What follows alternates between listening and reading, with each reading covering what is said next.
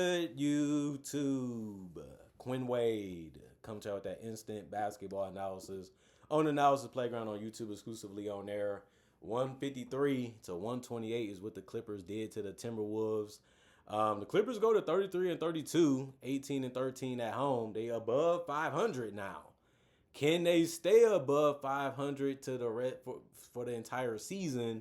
That's what we're going to have to see. Season series was 2-2 against each other, showing that the Clippers can play with the Wolves and beat them. And they did it in really, really good way tonight. Timberwolves, 40 and 26, 18 and 14 on the road. They might not even win 50 games this year. That's the type of season that they've been having, especially the last couple of games. Clippers, 38 to 27 in the first. Then the Timberwolves had a hot third quarter. They went 38 to 36, but they could not guard or stop the Clippers all game. And it ended up catching up to them 35 to 33 in the third, and then the Clippers outscored them 44 to 30 in the fourth for an absolute smackdown. And this is crazy, man. The Timberwolves, everybody really, I didn't really get what they was doing. They had a hard time just doing a lot of things when it came to trying to get their shots, trying to take shots. Even the shots that they was getting sometimes in this game was just tough. And they had to take them unless they get a shot clock or they get a turnover. So really good effort from the Clippers to really force this team to dig deep to see what they was really made of. And then they blew them out anyway. Julius Randle, 28 minutes, 11 points. He went 3 of 10 from the field. He missed his only three. He went 5 of 6 from the free throw line. He just hasn't been good, man. He's been good enough to give you double figures in points, but he hasn't really did it dominantly or even consistently or even efficiently. This has been a problem with their team. He's not playing at that all-star caliber level that he was when they first got him. And he played like that a couple times throughout the year. Not enough. And they're going to need him to wake back up some way, somehow, and get back to being that Randall that is a force to be reckoned with. 6 rebounds, 4 assists, 4 turnovers in the steal, 4 offensive boards, 3 personal fouls in the minus 12 and plus minus. Jaden McDaniels, 31 minutes, 11 points, 5 of 6 from the field, 1 of 1 from 3. He had the mid-range going and things like that. It's still good to see him have other moves besides just shoot the wide open 3 and get out in transition. And that's something that he had to evolve into if he wanted to stay around, even on this team or even on another one. 2 rebounds, 3 assists, 3 turnovers, 2 personal fouls, and a minus 40 and plus minus. Rudy Gobert, 26 minutes, 9 points, 3 of 4 from the field, 3 of 3 from the free throw line, 5 rebounds, 4 assists, 1 turnover, 3 personal fouls, and a minus 38 and plus minus. Gobert did make some open looks as he should, but the defense wasn't really clicking. You know, the Clippers were able to make adjustments, and they were still able to get close to the paint. They was able to score in the paint, and Rudy Gobert was a little neutralized in this one. Dante DiVincenzo, you know he want the 3, but if you take that away, which more is he going to give us? A drive, a pass? He did the pass, and it didn't always work, and he did the shoot, but he only took 2, and that's low. And they needed him to find a way to score other ways, too. 2 of 5 from the field, 1 of 2 from 3, 1 of 2 from the free throw line, 4 rebounds, 2 assists, 3 turnovers, and a steal, 1 offensive board, 2 personal fouls, and a minus 12 and plus minus. Anthony Edwards, 35 minutes, 36 points, 11 of 17 from the field, 3 of 8 from 3, 11 of 12 from the free throw line. He was the only person scoring, it seemed like, out there with the starters. And even though he found ways to do it, and even though he did take some tough ones too, that's what makes you a great player, is the fact that you can do it. And Anthony Edwards did his little moves and his little dances and his little jump shots, and it worked. But he also got to the rim a lot, and he also was able to draw some good contact because he is that hard to stay in front of and guard. So I got respect for him in this one. Even though his team got blown out, it can be that way. 2 rebounds, 5 assists. He did have 5 turnovers, so he didn't play the perfect game. And he did have a steal, and he only had 1 personal foul. That's really good for this type of game. And he was a minus 25 and plus minus. Joe Ingles, 6 minutes, 2 points. He made his only shot, but he did also get 3 assists and a turnover. He also had no personal fouls and was a plus 6 and plus minus. Kyle Anderson, 18 minutes. You know he's going to score. He's also going to try to catch you off guard with your feet and that can reward him by getting to the free throw line. He went 3 or 4 from the free throw line, so that was good. 1 rebound, 3 assists, 1 turnover, and a steal. He ended up almost fouling out without playing that much minutes. He's not the most mobile or athletic guy, and he was going against a team that's really good at that with their wings and their guards, and he was a -2 and plus minus. Julian Phillips, 6 minutes, 3 points, 1 or 2 from the field. He had 1 rebound, no turnover, no personal foul, and was a +6 and plus minus. Naz Reid, 26 minutes. That ended up being the most off the bench. He had 18 points and went 8 of 15 from the field, 1 of 3 from the 3-point line, 1 of 1 from the free throw line. Um, I don't know, man. I like what he was doing. They needed offense from somewhere. They needed somebody to help Anthony Edwards out. Naz Reid has been one of the guys that's qualified to do it. And I don't really have a problem with him just trying to say, like, I couldn't take the threes, so I had to get to the basket as much as I can. And since it worked, you can't be mad at him. 3 rebounds, 1 turnover, 3 personal fouls, though, and 1 offensive rebound was a -11 and plus minus. Ragu, 6 minutes. He scored his only basket, and then he got 3 boards, no turnovers in the block, no personal fouls in the +6 and plus minus. Jalen Clark was able to get some shots near the rim, and he also was able to go 2 of 2 from 3, but he finished 4 of 5 from the field, and he did make his only free throw. He had an assist and no turnovers, no personal foul, was a +6 and plus minus. Terrence Shannon Jr., 12 minutes, 4 points for him. He missed all of his threes, but he still was able to score, and he went 2 of 4 from the field to get those 4 points. He had 3 assists. He's trying to find ways to drive and just keep the ball moving, and that's what you have to do sometimes with the crew that you be out there with. 1 rebound, no turnovers, 1 personal foul, and a -4 and plus minus. Bones Highland, 16 minutes, 10 points. He went 4 of 6 from the field, 2 of 4 from 3. He had 4 assists, and that ended up being the most off the bench, and he's showing you that he's trying to score and he's trying to continue to be a team player, and they have a lot of talent on this team, so it does make sense to get that ball up a lot, too, if you have to. 2 turnovers and a steal, 4 personal fouls, and a -5 in plus minus. And then you look at the Los Angeles Clippers. Quiet Claude Leonard had that mid-range on automatic, but another good thing is that he went 6 of 9 from 3. He's been taking them, but he ain't really been making them at a great enough clip the last couple games, or you can say the last month. But this one, he had it going. And then the mid-range was just too good, and he was trying to use strength, and he was trying to use angles, so that helped him get to the free throw line. He's a beast when he's locked in and he's really trying to do what he wants to do. They were sending 2 bodies at him, and he still was making shots. He had 5 rebounds, 5 assists, 1 turnover, and 2 steals. 1 offensive rebound, no personal fouls, and was a +41 and plus minus.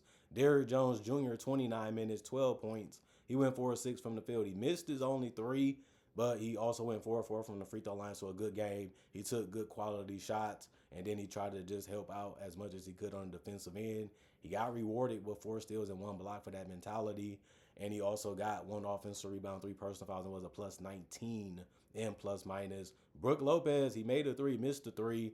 He got 3 rebounds, 1 turnover, and a block. That's the type of performance you could get from Brook Lopez because he is slower, and he isn't the greatest rim protector for that reason. He hasn't really been a great rebounder either. And you kind of want to stay on him now because you got mobile bigs when you're a team like Minnesota. So the three's not going to come as often as you would like because they're not going to be as open. But he still tried to do what he could. He had 3 personal fouls and was a +17 and plus minus.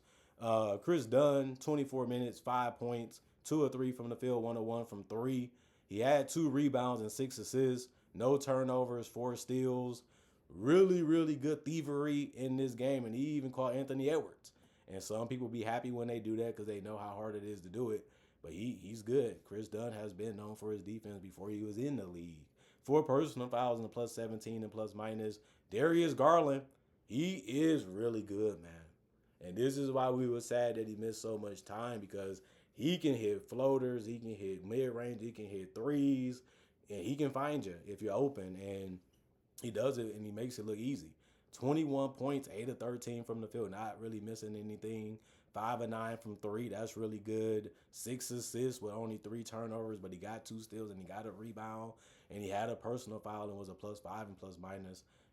You know what I mean? Darius Garland just gives them that option where he can just go off at any time, and he can step up in clutch moments too. And it's good to have somebody like that other than Kawhi Leonard. And the other guy they have now is Benedict Mathurin. 25 minutes, 22 points off the bench. And he went 5 of 10 from the field and 2 of 4 from 3 and 10 of 12 from the free throw line. So they couldn't guard him. They couldn't stop him. He did what he wanted. He did how he wanted to do it. And you have to give him credit on that. He also had 2 rebounds, 3 assists, 2 turnovers, and a steal. But the problem with his game was just getting 5 personal fouls. And it can be like that in the NBA. But, he's a bench player, so he was going to play limited minutes anyway. But if you needed him a little bit more, you could have played him. But since this was a blowout, it didn't really matter as much when he was out there. He still did a good part of what they needed him to do to be able to win this game. But he also was a plus 17 and plus minus. Jordan Miller, 29 minutes, 14 points, 6 of 13 from the field, 0 of 4 from 3, 2 of 4 from the free throw line, 3 rebounds, 7 assists.